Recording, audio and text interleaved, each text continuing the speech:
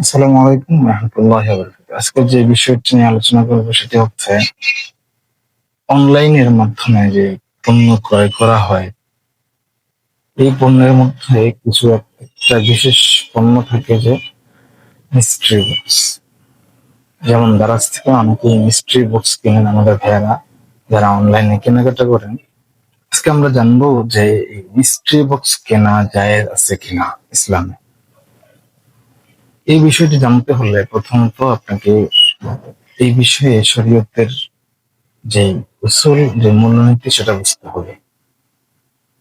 আমরা যে জিনিসগুলো ক্রয় করি, পণ্যগুলো ক্রয় করি, এগুলোর মধ্যে যদি জাহালত থাকে তখন শরীয়তের বিধান হচ্ছে জাহালত, এই জাহালতকে অর্থাৎ আমরা যে পণ্যটা দেখি না, না দেখে ক্রয় করি, এটাকে শরীয়ত তিন ভাগে ভাগ করছে।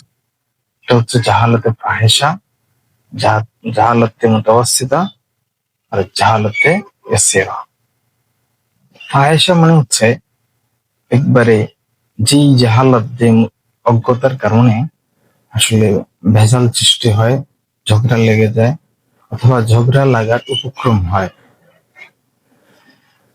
দারাজের মিস্ট্রি বক্সটি এই জাহালতে অন্তর্ভুক্ত হয় বা এ গরর অর্থাৎ ধোকার একটা ক্রয় বিক্রয়ের মধ্যে অন্তর্ভুক্ত হয়ে যায়।